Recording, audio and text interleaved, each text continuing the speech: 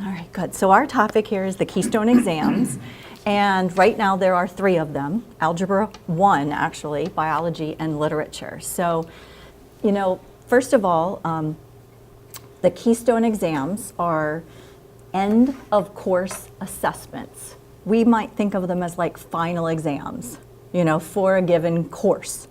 And it just so happens that, again, the 3 that are currently in force, Algebra 1, Biology, and Literature, they're designed to assess student proficiency at the end of a course. But I have a slide coming up where I hope you'll see, though, that it's not about just that course. In all cases, it's about what happens on the road to that course. But this particular assessment is administered at the end of specific courses, okay?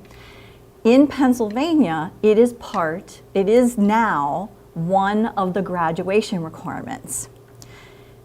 Chapter 4 of the Pennsylvania School Code has noted that students demonstrating proficiency, proficient or advanced, on a Keystone exam, but there is another caveat that I want to talk to you a little bit about. They have to demonstrate proficiency in biology, algebra 1, and literature in order to graduate from a Pennsylvania high school.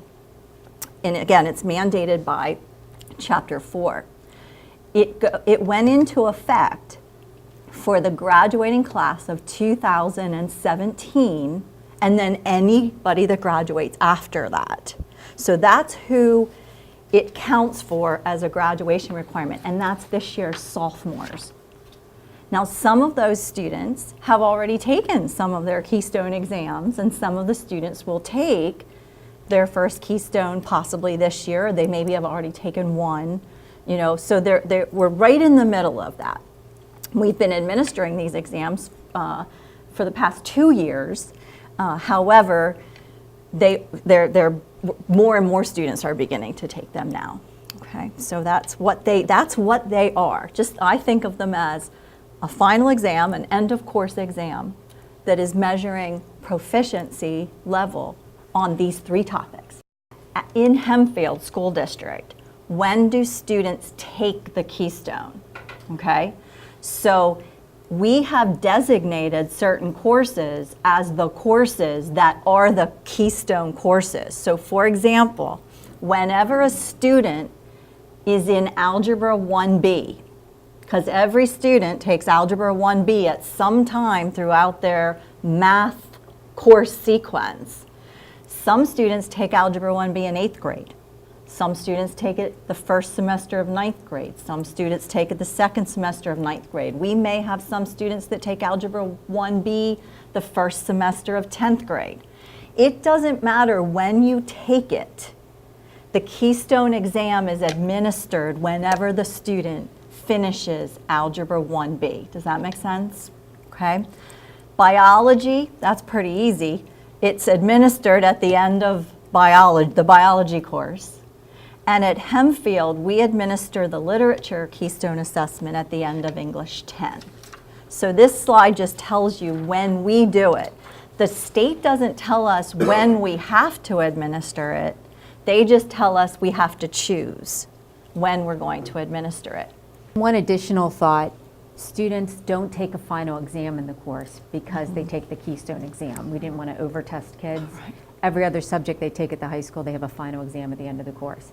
But the Keystone is in place of it, so you won't see a final exam grade on the report card for those courses. Does that become a final exam, the grade? It does not, simply because we don't get those scores in time to report them on a report card. Right. The kids who take the June assessment, for example, we don't get those until over the summer, typically August. What about the kids who take them at the end of the first? At the end of the first semester, January. We don't get them until halfway, Yeah, 2 or March 3. or April. Right. Each of those have open-ended questions on them where students have to explain, analyze, compare. They have to write out answers, and they take a while for the state to provide scores for those.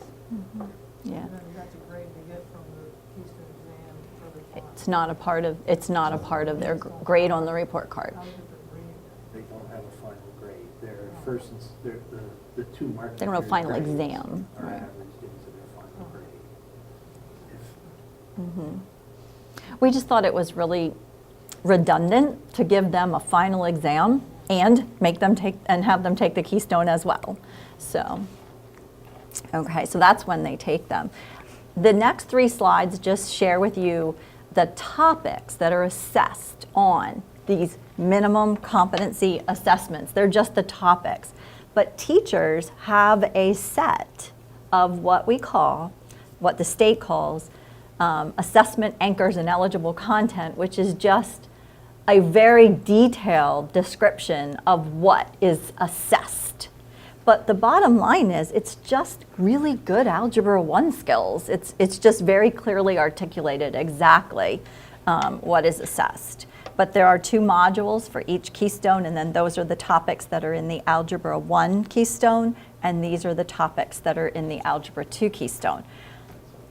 Biology, right. I can only speak to this one. I taught biology at Hempfield for 13 years, and I can honestly share with you, these were the topics that were in our biology curriculum. These are a standard, set of topics for a progressive and innovative biology curriculum. This is just the literature Keystone, which is the one that Wanda owns. Oh, I own this.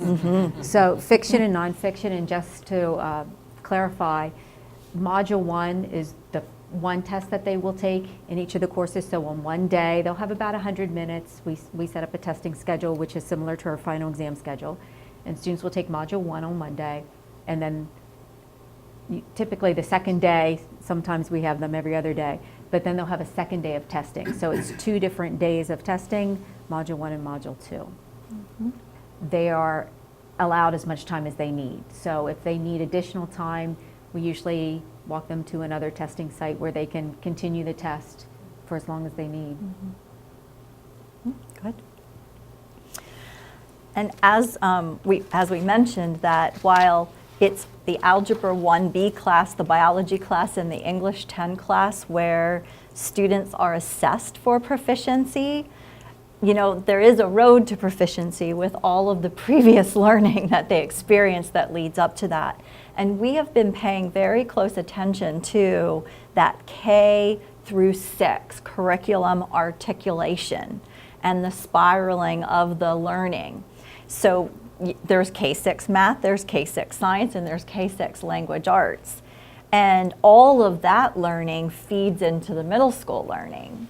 So there's middle school science, we have middle school reading and middle school English. The students have an opportunity to engage in that coursework. At the middle school level for math, the majority of students take pre-algebra. Whether they take it over a 1-year period or a 2-year period, they take pre-algebra, and then they move to Algebra 1A, Algebra 1B. So there's a 3-course series plus all the previous work that prepares them to really hone in on those skills and be able to demonstrate, their learning. Same thing with general science and biology, and then English 9, English 7, English 8, English 9, English 10 is all working to hone those skills that are assessed on the Keystone. And I think what I want to share with you is that is a very proactive approach to this. I have colleagues in the other 21 school districts in the IU 13 county area, and every district takes a little different approach to this road to proficiency. And we've taken what I consider to be a very proactive approach, and I think it's paying off for us. So there are 2 different types of questions on all 3 of those subject end of unit assessments. Multiple choice, we've all taken those. You color in the Scantron, A, B, C, D. But then there are constructed response open-ended, and basically they're your short answer questions. And they have them even in math. So all 3 subjects get these open-ended. And they're intended to ask students to analyze, to compare and contrast, to explain their reasoning. In some cases for math, they might be asked to draw a chart or draw a picture to show how they came up with the final product. I was happy to hear they're not looking at spelling or grammar, they're looking at content. So it's the way that the student explains it. And we've been trying to help students understand language. So if it says describe, we want to make sure that they understand describe. If they say draw a picture, we want to make sure that they actually draw the picture and then explain it. So we're just trying to help them with the language. But I feel confident students have the information to respond to the questions. We just want to make sure that they actually answer the question that is asked. I just wanted to share this data with you just to kind of show you what Hempfield's stats look like. And I do want to share with you, this is just our first time testers, which that means they were in the class and they were taking it for the first time. Okay, they were in the class taking it for the first time. So we've administered actually 5, we've administered 5, but we don't have data on that yet. So of the 4 that we have data on, you can see for Algebra 1, if you read across the top, we went from 65% in our first administration to 83% proficient or advanced. So that is like really positive. Now there's some reasons, there are some other reasons for that, but really that's just kind of what makes the graph, you know, from 65 to 83. And then you can see the Pennsylvania state average below that. So we are above the average every single time that we test. Biology, we went from 59% to 72% on our last one. We had a little high of 74 there. And literature is holding pretty firm because they were high from the beginning. They started high. Well, the thing about literature is students have been learning to read and write since kindergarten. So it's one of those subjects where they're learning that subject all the time. Algebra, it's algebra where they're starting to learn that, maybe some pre-algebra skills. And biology, you know, you get a little bit of that throughout your science, but biology, it's steeped in that subject. So student is not proficient on the Keystone exam, and you saw that our percentages are pretty high, so it's not a huge number of students. But if a student is not proficient, then we will offer remediation. And that can come in another class that they take. So a student in Algebra 1B who passes the course, that was a question. Now what happens?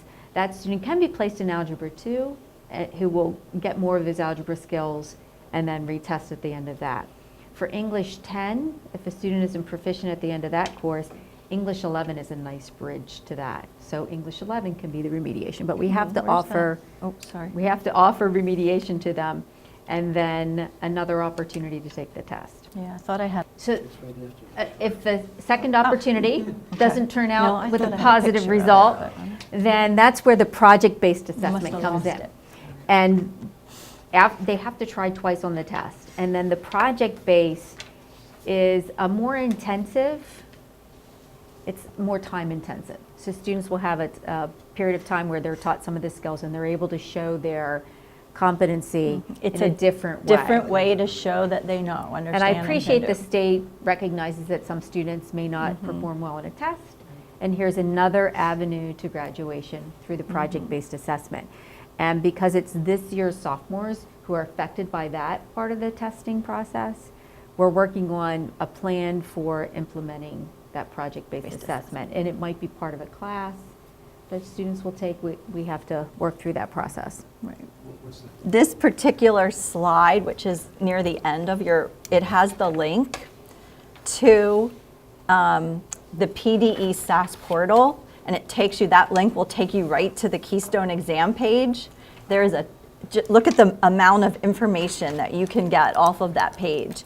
And why I show you that is, it actually gives you the cut scores, the exam scale score ranges, so you could kind of see if you want to analyze that, you can see exactly what the cutoff. Also there is the design, the exam design. Okay, and all the assessment anchors and eligible content are right behind there. You will know exactly what's assessed on those keystones. Does the cut score vary year to year based on? It can, it can. Slight adjustments are made depending on, you know, what's up there. Right.